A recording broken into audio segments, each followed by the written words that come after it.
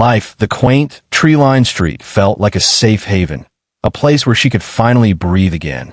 The small house she rented was old but charming, with creaking floors and ivy climbing the walls. The neighbors smiled, waved, and welcomed her with freshly baked pies. It all seemed perfect, too perfect. The only house that stood out was the one directly across the street, number 46. It looked abandoned, its windows dark and covered in grime, the porch sagging beneath years of neglect.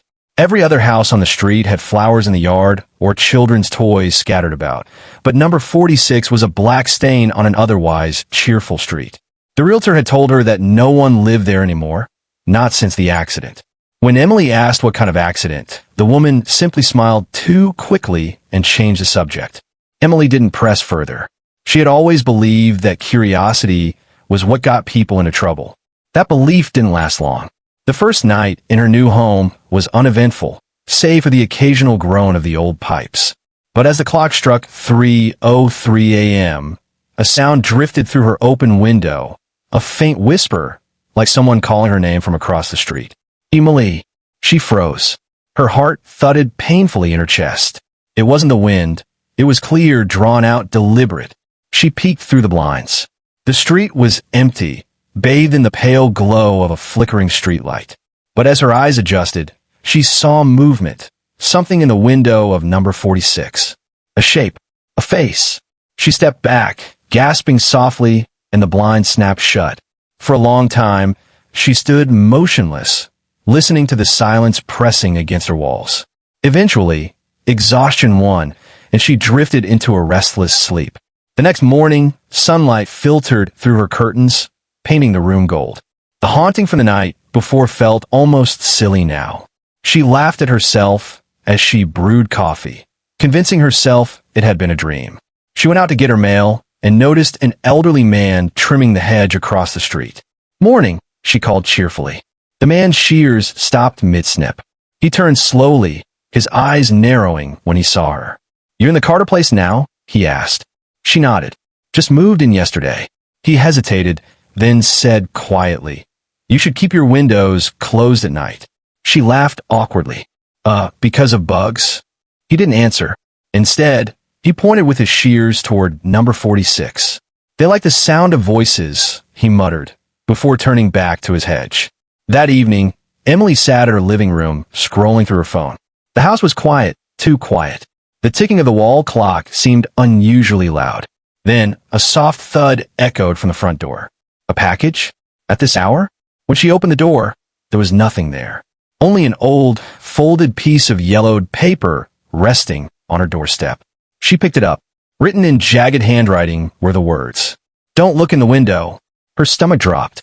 She scanned the street. No one was there. The curtains of number 46 fluttered slightly, though there was no wind.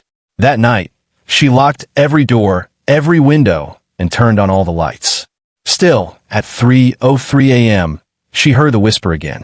"Emily." She covered her ears, trembling. The voice seemed to echo inside her skull, pulling her toward the front of the house.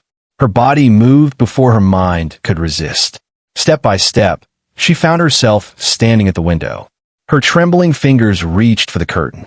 A pale face stared back at her, from inside her own reflection. The eyes were black pits, the mouth twisted into a scream that she couldn't hear. Emily stumbled back, heart hammering. The lights flickered, the air grew cold, and for a split second, she saw the shape of a woman standing behind her. Long black hair, head tilted at an impossible angle, blood dripping from her lips.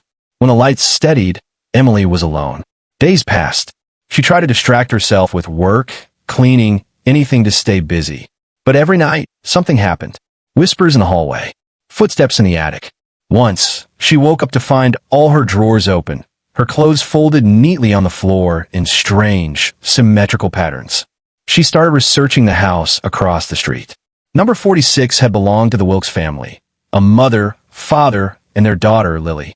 According to old news articles, the father had become obsessed with seances and spirit communication. One night, he murdered his family, claiming that the woman in the mirror told him to set them free. He was found in the basement, eyes gouged out, hands covered in symbols drawn in blood. After that, The house stood empty. Everyone who tried to live there either moved out within weeks or vanished.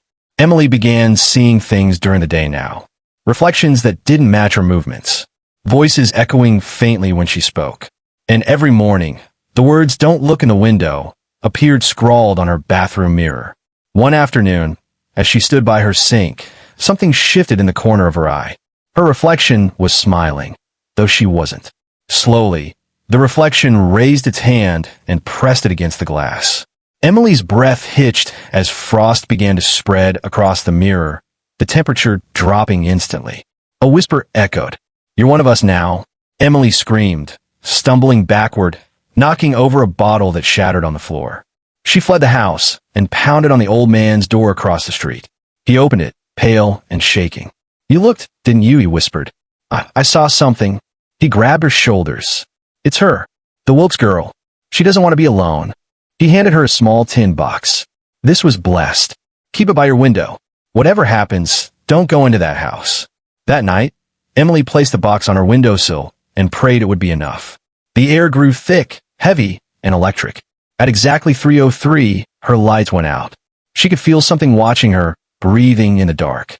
Then came the scratching, soft at first, then frantic. From the wall, from the ceiling, from inside the house. The whisper returned, closer now. "Let me in." Emily ran to the door, but it slammed shut on its own. Every window locked itself. She clutched the tin box and screamed as shadows began crawling from the corners of the room, swirling together into a human shape. The same woman, black-eyed and grinning. The tin box rattled violently before bursting open in a flash of white light. For a moment, the entity screamed, an ear-splitting wail of rage and sorrow, and then vanished. The silence that followed was absolute. When morning came, Emily packed what little she could and fled Maplewood Lane. She didn't look back, not even once. But as she drove away, she glanced at her rearview mirror. In it, sitting quietly in her back seat, was a young girl with black eyes and a crooked smile. "I told you not to look," she whispered. And then the reflection blinked,